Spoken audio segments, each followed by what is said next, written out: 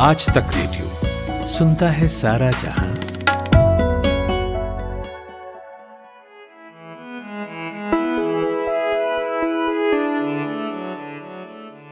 नमस्कार, मैं नितिन ठाकुर हूं। ये पॉडकास्ट है और आज सुबह अहमद पटेल नहीं रहे।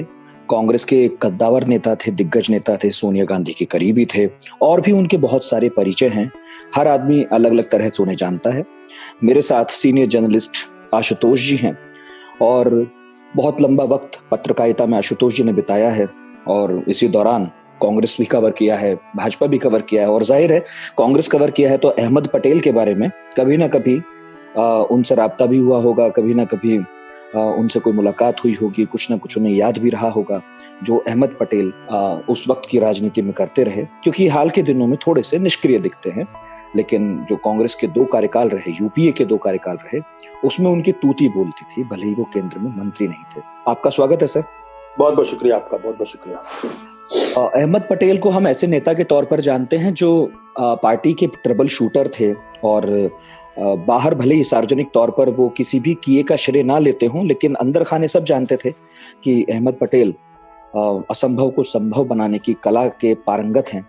आप उन्हें कैसे याद करते हैं? आपका तवील वक्त गुजरा है पत्रकारिता में और खास तौर पर पॉलिटिकल पत्रकारिता में, तो अहमद पटेल को आप जो याद करते हैं आज, वो किस तरह करते हैं? इस सवाल से शुरुआत करना चाहता हूं। देखिए, अहमद पटेल को अगर ये कहेंगे कि वो सिर्फ संकट मोचक थे तो मुझे लगता है कि वो उनको कम कर आंकना होगा। दरअसल मेरी नजर में वो कांग्रेस पार्टी के एक तरीके से आत्मा की तरीके से थे। आत्मा इस लिहाज से थे क्योंकि कोई भी काम जब तक उस 2004 से लेकर 2014 के बीच में, जब वो वाकई में बहुत ज्यादा पावरफुल थे, तो सोनिया गांधी के बाद अगर मनमोहन सिंह थे तो मनमोहन सिंह के बाद अहमद पटेल थे। और कोई भी काम जो सरकार के अंदर होता था या पार्टी के अंदर होता था, वह बगैर जानकारी के अहमद पटेल के हो ही नहीं सकता था। तो किसी भी तरीके का संकट हो, उससे तो वो निपटते ही थे। इसके अलावा पार्टी की आगे की रणनीति क्या होगी, सोनिया गांधी पार्टी को आगे कैसे ले जाएंगी, तमाम तरीके के और जो काम है, उनमें अहमद पटेल की बड़ी गंभीर भूमिका हुआ करती थी। और अगर आप 2004 से 2014 के बीच में अगर आप अहमद पटेल को हटा देंगे तो शायद आप कांग्रेस पार्टी की ना तो कल्पना कर पाएंगे और ना ही उसके इतिहास को ठीक से लिख पाएंगे। उनकी सबसे बड़ी कला ये थी कि वो इतने पावरफुल होने के बावजूद भी वो कभी भी पर्दे पे नहीं आते थे।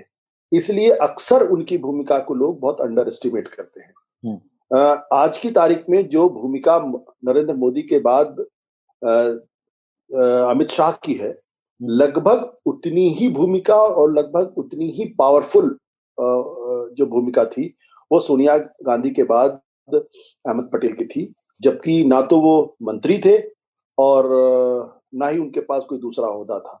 वो सिर्फ कांग्रेस नेता सोनिया गांधी के सचिव थे, एक तरीके से एक सेक्रेटरी थे, पॉलिटिकल एडवाइजर थे एक तरीके से। तो बहुत बहुत पावरफुल थे।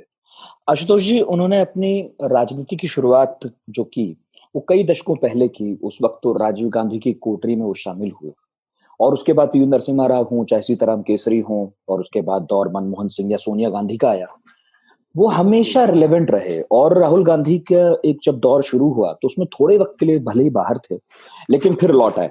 ये जो खुद को रिलेवेंट रखने की क्या कहें कला है, उसमें आप मानते हैं कि अहमद पटेल पारंगत थे? क्योंकि कहा तो ये भी जा रहा है कि इस वक्त राहुल गांधी को वो कुछ खास पसंद नहीं थे, इसलिए ज्यादा सक्रिय भी नहीं दिखे।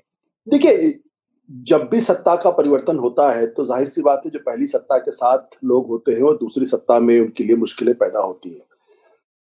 अहमद पटेल का सोनिया गांधी से इतना करीबी रिश्ता था और उनके बगैर आप सोनिया गांधी की कल्पना भी नहीं कर सकते हैं।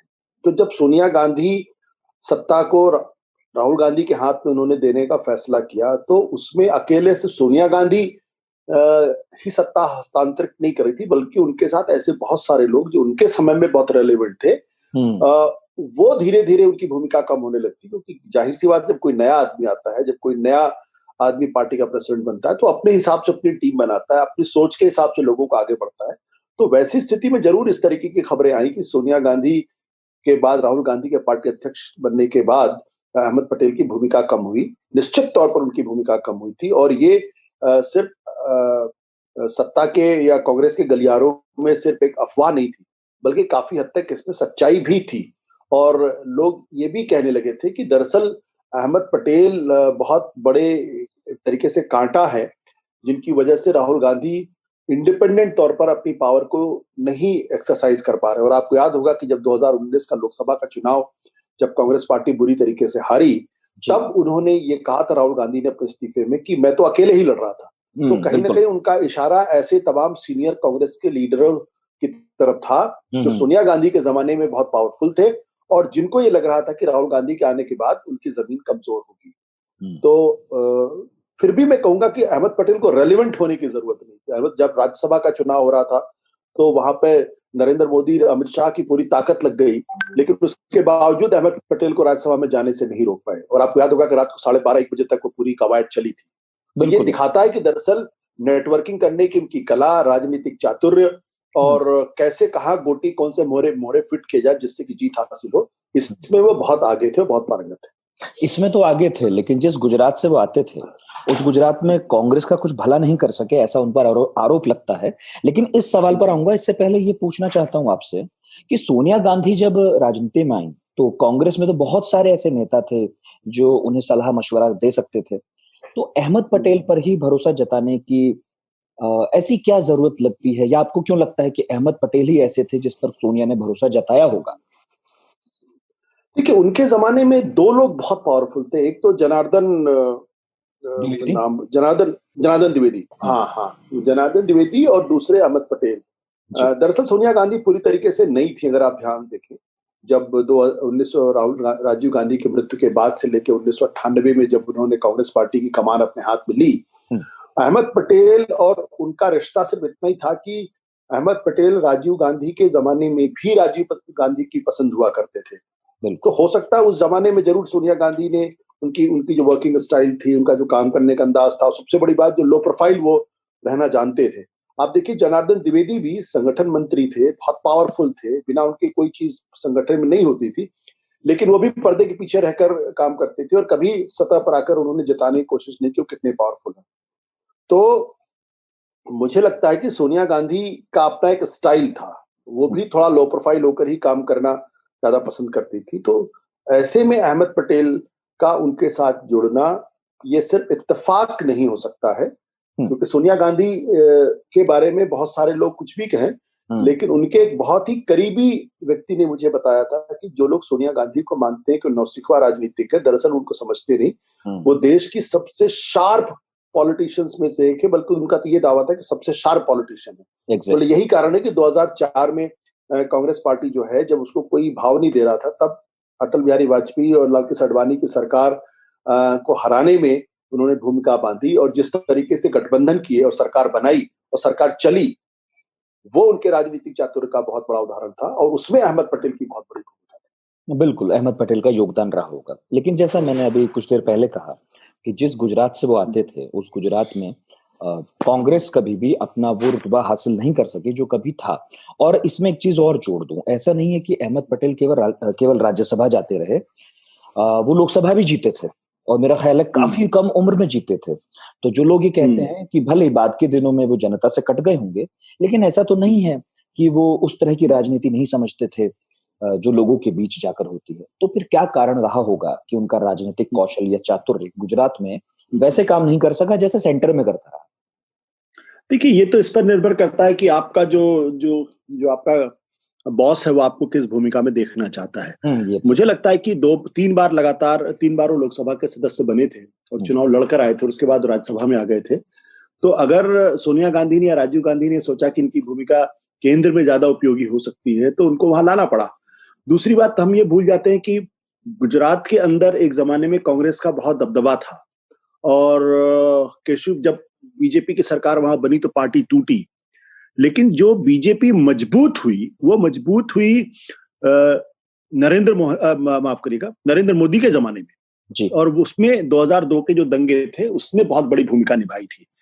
तो जिस नरेंद्र मोदी के सामने, तो मैं ये नहीं कहूंगा कि अहमद पटेल उन्हीं के स्तर के नेता थे। अहमद पटेल थोड़ा ब्यूरोक्रेटिक थे, थोड़ा एक पार्टी में जो पदाधिकारी उस तरीके से थे, मैनेजर बहुत अच्छे थे, लेकिन जो लीडरशिप की भूमिका जो नरेंद्र मोदी की है, उससे हम अमित शाह की तुलना नहीं, उससे हम अहमद पटेल की तुलना नहीं कर सकते हैं।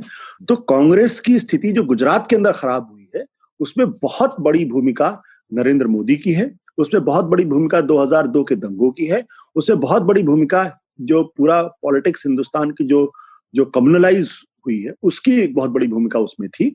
और उसके लिए सिर्फ अहमद पटेल को दोष देना ठीक नहीं होगा। ये तो लेकिन एक चीज लोग भूल जाते हैं कि आज भी गुजरात के अंदर कांग्रेस पार्टी 37-38% वोट लेकर आती है। तो वो दिल्ली जैसी स्थिति नहीं कि जहां पे कांग्रेस पार्टी 4% पे सिमट गई हो। हाँ, अब उतनी कमजोर तो नहीं है, हालांकि अभी पिछले चुनाव में जो था ठीक ठाक सीट आ गई थी, 100 नहीं थी, 99 थी और भाजपा की सीटें घटी थी। लेकिन मैं ये पूछ रहा था, आपने ठीक कहा, कोई एक फैक्टर तो कभी नहीं होता कि पार्टी कमजोर हो गई, भाई अहमद पटेल ने नहीं चाहा। लेकिन आज जब अहमद पटेल नहीं है तो बहुत सारे लोग बहुत कुछ लिख रहे हैं, बोल रहे हैं उनके बारे में। ये भी कहा जाता है कि अहमद पटेल जब केंद्र में थे 2000 के बाद से 2014 तक, और जब नरेंद्र मोदी का आविर्भाव हो रहा था गुजरात वाया गुजरात दिल्ली, तो अहमद पटेल ने हल्का हाथ रखा। नरेंद्र मोदी के उभरने में गुजरात में अहमद पटेल का बड़ा हाथ रहा।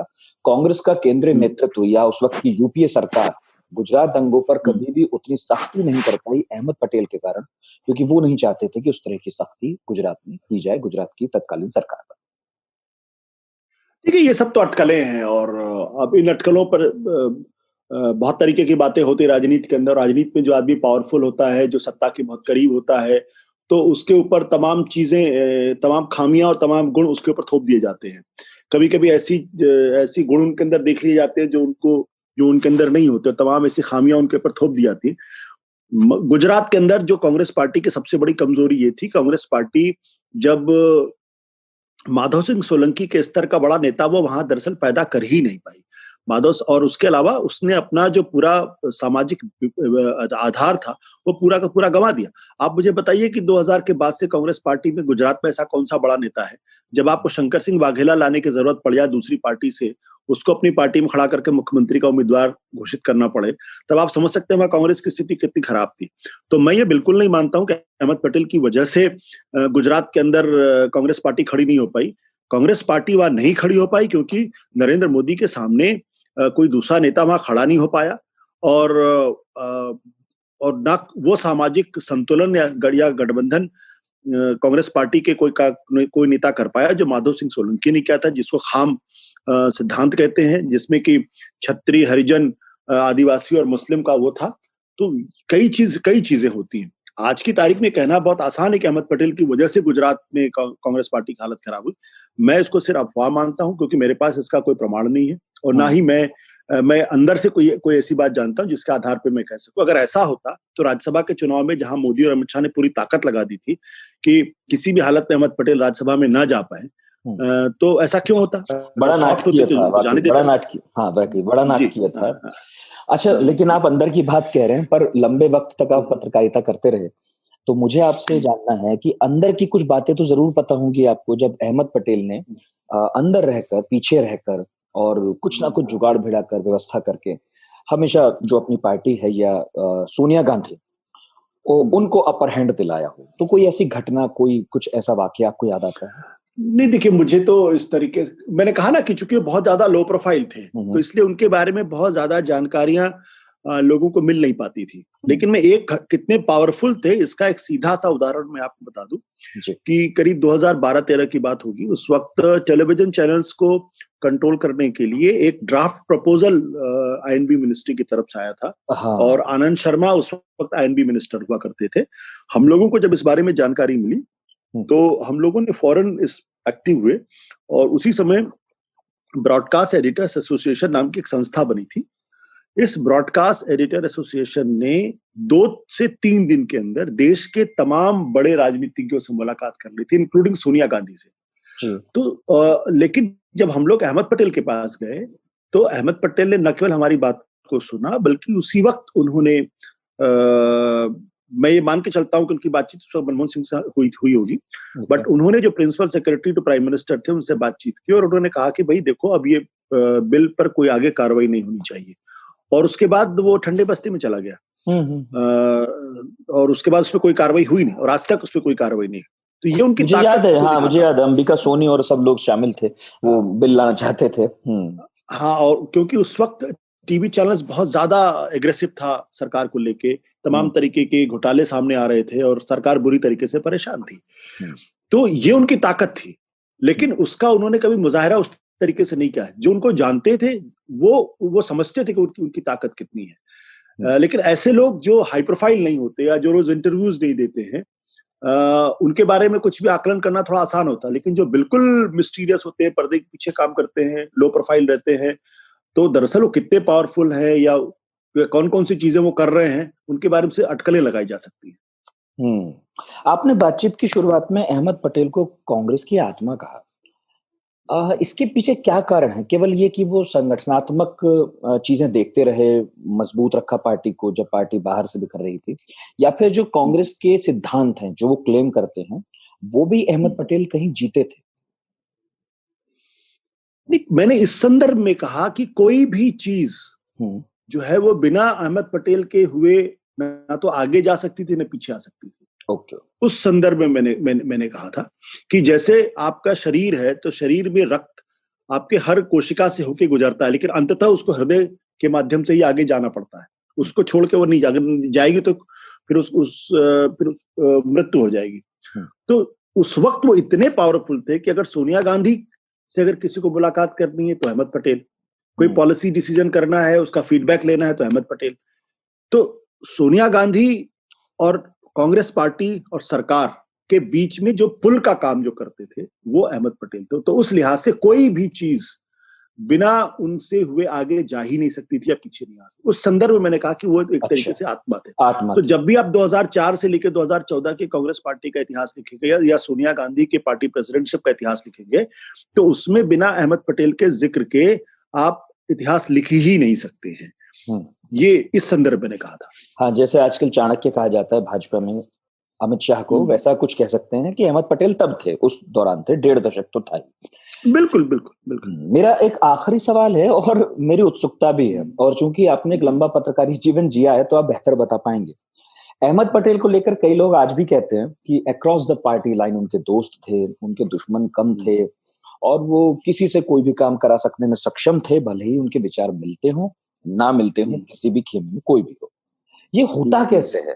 मतलब जब आप एक पार्टी में हो और वो भी पार्टी के सबसे बड़ा जो अध्यक्ष है उसके करीबी हो, है ना, पावर सेंटर कितने करीबी हो, मेरा कहना है कि आप द्वार रक्षक हैं, द्वार रक्षक हैं उसके, और आपका कोई दुश्मन नहीं, अब मतलब कम है। ये कैसे संभव होता है?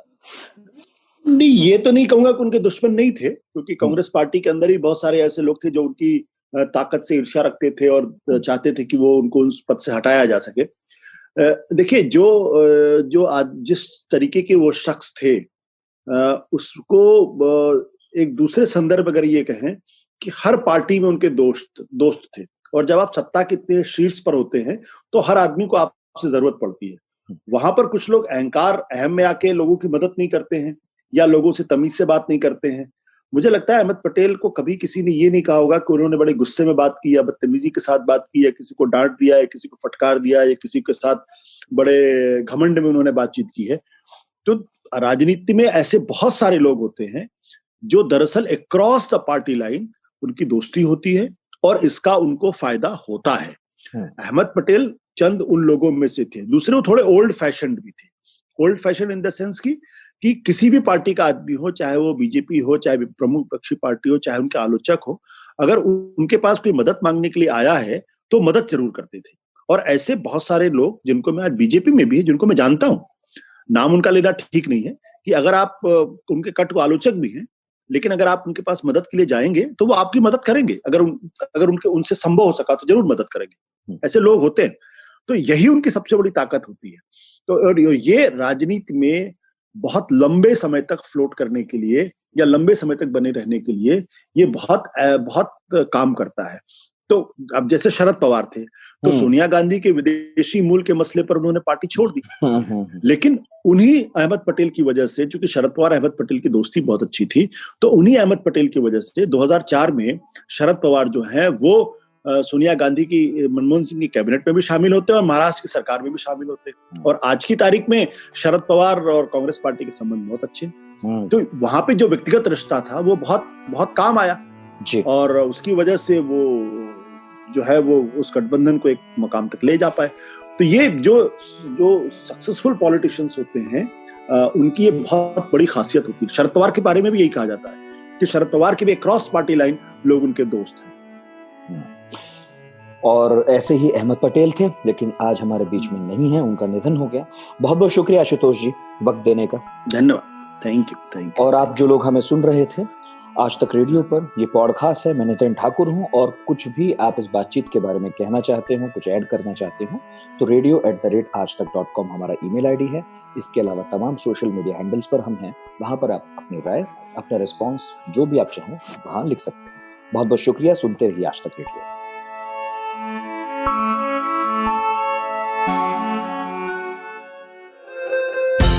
दिन भर की हलचल के बाद जब शाम ढल जाए तो चले आइए आज तक रेडियो पर। खबरों के सबसे अहम पड़ाव तक ले चलेंगे आपको, तसल्ली से बताएंगे कि दिन में हुआ क्या और जो हुआ उसका मतलब आपके लिए क्या था। फील्ड पर रहने वाले रिपोर्टरों की फौज है हमारे पास, एक्सपर्ट्स का जखीरा है। ये सब होते हैं इस डेली न्यूज एनालिसिस पॉडकास्ट में, जिसका नाम है दिन भर, सोमवार से शुक्रवार हर शाम आज तक रेडियो पर।